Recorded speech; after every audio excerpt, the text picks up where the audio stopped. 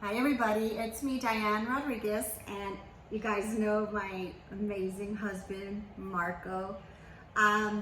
We just wanted to make this video for all of our friends and family, and because a lot of you know that we've had quite a month, and we just wanted to let everybody know what's going on, where we are, update everybody on the situation, and just thank each and every one of you for your amazing support, your prayers, the outpouring, the outreaching of friends and family has been absolutely incredible. So I got my amazing husband, Marco, here, and we just wanted to say hello and just kind of tell you, where we're at, what's going on, what we've been doing since July 3rd. Yeah. So for those of you who don't know, on July 3rd, Marco and I and the kids, some of the kids were vacationing in South Padre Island, and early that morning, Marco suffered a ruptured aneurysm. That was pretty large and pretty severe, and God is amazing. There's so many things that happened that we know God has His hand on our lives. He survived, obviously, and He not just survived, He is an exceptional survivor because He's doing amazing today. So we just wanted to update. A lot of you people are texting and calling, and I love that. And it's just sometimes it's hard for us to kind of get to each and every one of you. So we kind of wanted to share this with you, share our hearts, and share our thanks for everything that our friends and family have done to support us through this time. Yeah, absolutely. And first of all, I want to say thank you for all your prayers and your well wishes and all the good vibes. Anyone who's read Acts chapter 16 understands how powerful corporate or group prayer is. And so your ongoing prayers and your love is certainly coveted. But as Diane mentioned, on July 3rd, we were in South Padre Island, and we were in a hotel, and I think we had just finished a day at the beach, and I'd had some dinner, and I experienced just the most horrendous headache I think I've ever experienced before. And I immediately started to get woozy, and I realized that this was not going to go well. So I got up from the room that I was in. We were in a hotel, so I got up from the room that I was in, and I went over to where the beds were, because I figured if I was going to pass out that I was going to do it on the bed. Well, apparently, I never made it to the bed. So it was about 5:30. Actually, it was a Saturday morning. It was about 5:30 in the morning. We were all sleeping in the hotel room, and I heard this crash. And I realized that Marco wasn't next to me. I called out his name. There was no answer. And I got up, rushed over, and I found him on the floor. And he was unresponsive at the time. But, after I made sure his airway was open, I was calling his name. I was like, trying to alert him again, and he did. After a few minutes, he did become alert again, but he was unconscious for a while. But by that time, 911 was on the way, and needless to say, we had a 2.5 week stay in the ICU after that. And this was not even at home. This was far from our home on the other side of Texas. They took us to Harlingen, Texas, and that's where he had his surgeries and his recovery. But just when all I can remember is that when I came to, the look on Diane's face was just not something that I ever want to see again.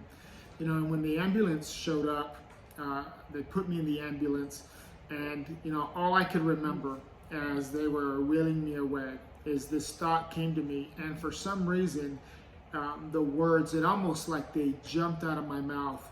I'm not going out like this. And from that moment, I knew that this was not going to be the end of me.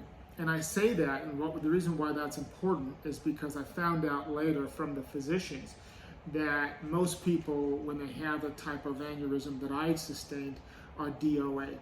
And so for some reason, still here. And I remember the ambulance ride was horrible. I mean, if you have any Have you ever been in an ambulance? You know that their suspensions are absolutely horrible. I've taken a ride in a hearse that had a better suspension. And think about it. The people who ride in a hearse, they're already dead. The people in the ambulance, it was terrible. I even told the guy, I was like, dude, you guys need a new suspension because this is terrible. Oh my gosh. But, you know, so they took us to, where was it? Valley Baptist Medical Center in Harlingen, Texas. Just shout out to those people, a top-notch neuro unit, top-notch surgical team. They were amazing. Tough a hospital stay, but it was an amazing time. But so let's fast forward 2.5 weeks later, time to come home, right? We had our vehicle there, so we had to drive across Texas, and that was scary. I'm sorry. So I was there for how long? 2.5, almost 3 weeks. Almost 3 weeks. And how much of that was in ICU? I don't remember a lot of this. Yeah. 14 days, 15 days in ICU. 14 days in ICU. Mm-hmm. Okay. So a lot of this I'm still kind of relearning.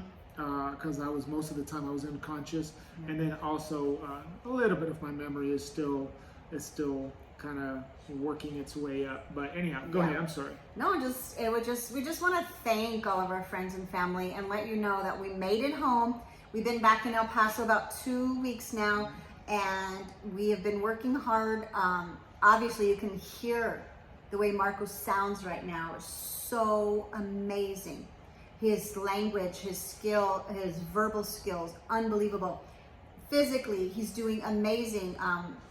He's, had a lot of weakness and a lot of tight, shortened muscles, a lot of tight muscles, a lot of endurance and some balance issues, which are slowly, resolving themselves. But we're also working really, really hard on our own because, we're both therapists.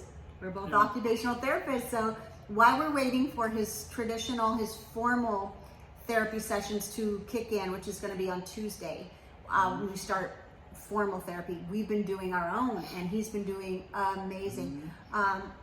So we just wanted to update everybody and let you know he is okay. He's more than okay. There's still a long way for us to go. There's things that you can't see right now, or that, that happen on a day-to-day basis that are still a struggle for us on a, keeping us from going back to a few. Like what? Like today, you bumped into a column that was in our dining room in the middle of the thing. We're getting ready to go out to go pick up some stuff at Walgreens, and I just turn around and boom, he just hit this. Okay, so the column actually jumped out at me. Okay. Right? Now, some of the I guess the issues that I'm still having have to do with my vision. The rupture was in the posterior cerebral artery, which affects a lot of the occipital lobe, which is where your vision. It's where your brain processes what you see. Now you see with your eyes. But what processes what you see and interprets what you see happens right back here in the occipital lobe. So initially, when I sustained the aneurysm, my vision was shot. Everything looked very bizarre.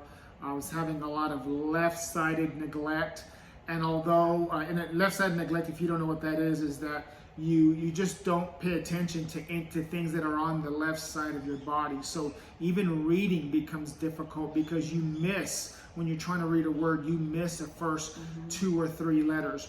When you're trying to walk, you kind of forget that there's things on your left side, so you tend to bump into walls, or if there's something on the ground that could trip you up, and especially if it's on the left side, you don't pay attention to it. Most of that has resolved itself, but apparently today, I ran into a column. So it's better, but after that smash, I was like, okay, it's better than you thought, but it's not resolved all the way. But we're working on it. Yeah. We're working on it. What are some of the other things? Oh my gosh, poor guy. his memory. I mean, he'll ask. Wait. My memory. Your memory. My memory. Short-term memory. My memory's fine. Did you forget? Forget what? That your memory is not fine. Well, apparently my memory's not fine because I'm forgetting that my memory's not fine. Right. So give me an example. Okay, so the other day we're going to do some little OT. We're both occupational therapists, and one of our treatment activities would be helping you do normal daily routines that you did before to get you back into life, right? Right. So we thought, okay, let's see if he can remember how to prepare his own oatmeal. That was a daily routine that you would we don't need to talk about oatmeal. That you would do before. And so me standing by, supervising, said, let's see how well you can make your own oatmeal. Poor guy got kind of frustrated because he couldn't remember where the pot that he keeps for his oatmeal was located in the cabinets. Even though that pot has been kept in the same cabinets probably for the last 15 years or so. Okay. Now I remember that. So, that was very frustrating. Yeah. I'm looking for this pot to prepare my own oatmeal. And I couldn't remember for the life of me where I kept the pot. Now, again, keep in mind, I've kept it in the same place for the last, 10, 15 years, maybe longer. I've kept it in the same place and I couldn't remember. Yeah, that was a little frustrating for him to realize that some of those issues were still prevalent. But that's just one small example, obviously. But it becomes a safety issue because that same cooking session, because of that left side field deficit, when he put the pot, he was able to light the stove. I'm there watching, but he had the pot like over to really far to the right of the burner because he didn't see the left side. So it wasn't, so that's a little bit of safety issue because you have those open flames on your burner. And I slammed the door. I slammed my truck door on my left hand because I didn't realize where my left hand was. Yeah. So okay, all right. We don't need to talk. We're gonna laugh and joke. We don't need to talk. We don't need to talk about any more of those. All we're saying is, for your prayers, they've been amazing. Please keep them coming. They're appreciated. We've got some more work to do. Everything is getting better every day. We see amazing little improvements. And you know what? But even with all those things, we have an amazing team back at our clinic and both of our businesses that have stepped up, stepped in, just really did what they've been trained to do and just showed incredible independence. Our family has stepped in to help like you can't even believe, in so many ways. And we just want to thank each and every one of them while we're back here working on our part to get these, to resolve, to recover 100%. We have 100% confidence in our team, and our family has been so supportive. So we just wanted to update you guys and just show you he's okay. We got, he's better than okay. I'm so grateful God spared his life that day. And not only that, but the important things are still intact. Like he remembers me. He remembers us. He has a sense of humor, his personality, his, and I know he will recover all of those other things we're laughing and joking about. But even if he didn't, I am so grateful to God that he is here and that we have a beautiful, amazing life ahead of us. And so I just wanted to make this video so we could share with everybody at one time and show you how he is really doing. Like I said, therapy starts on Tuesday. We're going to continue his neurofeedback sessions, which are really helping those brain waves, regulate themselves again. It's an amazing technology, and we're so grateful to have access to that technology. It's been I've had a chance to, by the way, shout out to my son Donovan for putting together the neurofeedback training protocols, and to Diane. Between the two of them, they've been working with me almost on a daily basis to put together those neurofeedback training protocols to retrain the occipital lobe and the frontal lobe on how to work better. And apparently my brain is responding tremendously. Shout out to our LifeVantage family for helping us with the different protocols to help with the NRF2 activation. The liquid brain food, the Axio, has been just an absolute game changer for me. I think shortly after I came home, there was just a lot of depression going on and just a lot of lack of motivation because you go through the woe is me, why me, and as soon as was it Kelly? There's a whole team of them, people right? in our life and family who helped us out. But just starting to get the LV products in me and getting that NRF2 activation really helped with my brain function, helping to boost those serotonin and the dopamine levels. Also, if you've heard me talk before about what the LV products can do, starting to trigger axonogenesis and even neurogenesis. I'm really excited about what my brain is doing and how quickly my brain is resolving. Apparently, according to Donovan, my responses on neurofeedback, my brain has been responding just at an accelerated rate. So we're so grateful. I'm very grateful to this team, and I'm grateful to Almighty God for putting these people in my life and helping me to get beyond this.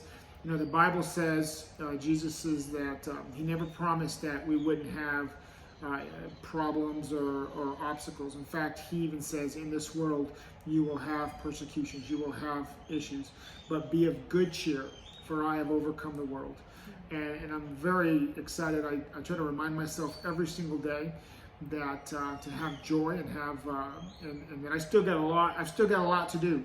I've still got a whole life to live. And this is, as Mark, my son, says, I've lived my entire life telling other people's stories. You guys have seen me on my Wellness Wednesdays where I'm always talking about other people's biohack stories. Mark had a very good point. He says, maybe Dad, this is Pops, he calls me.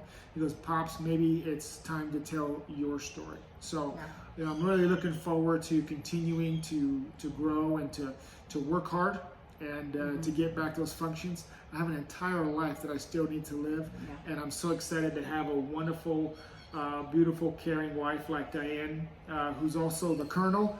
I'm married to an OT, so an occupational therapist, so everything around the house seems to be an OT activity, and I think that's helped me to continue to get better. So anyhow. Yeah, so I just wanted to share with you and thank you all for your when he was in the hospital and I was there, struggling with this. All of your wishes and your messages was so empowering to me and so gave me so much comfort. There's a couple people I really just have to thank personally. I don't even know if they'll ever see this message, but I want to thank my daughter Kayla. My daughter Kayla came and helped me and rescued me in ways I can't even begin to tell you. I'm just going to say she was my angel through all of this. Thank you, Kayla. So that's first and foremost. Other people, Carrie Williams, Michelle Martinez, Amy, you know who you are and what you did. Dr. Melody, so many people sending me messages and giving me little help.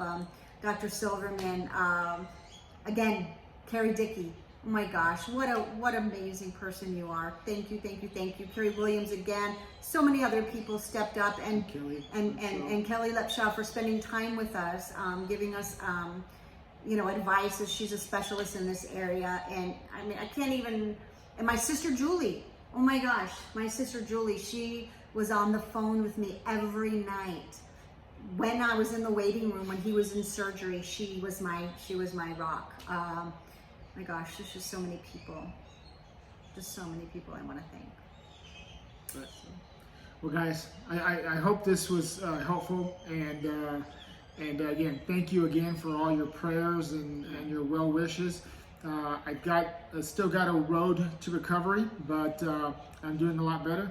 As you can tell, I've got these what I call Franken stitches on top of my head, and just some other stuff going on, some different drains that were installed during the surgery.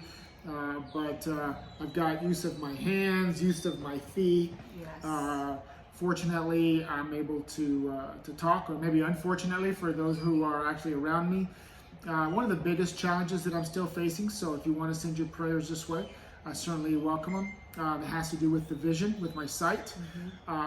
It's still a little blurry, again, because of the occipital lobe, but every day it just keeps getting better and better. So again, thank you so much for all of your prayers and your well wishes and your good vibes. Keep them coming. And thanks, team at Transformations and Life Vantage. Absolutely. Couldn't have done this. You guys know who you are. You guys know what you've done, and just wanted to thank each and every one of you, and thank you, God, for giving me my husband.